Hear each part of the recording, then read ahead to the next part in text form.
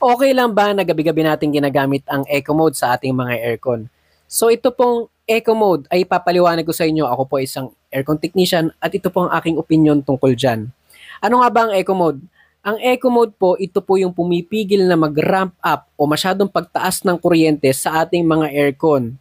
So pinipigilan niya yung compressor na masyadong magtrabaho. Therefore, hindi gaanong malakas ang konsumo. Kaya nga lang, dahil nga pinipigilan niya ay syempre mapipigilan din ang masyadong pagpapalakas ng ating pagpapalamig.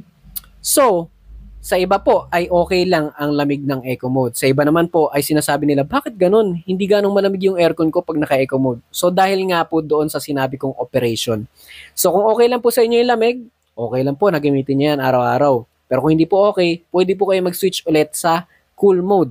So, sana po nakatulong ito. Please follow and like po sa ating video. Ingat po sa lahat. God bless.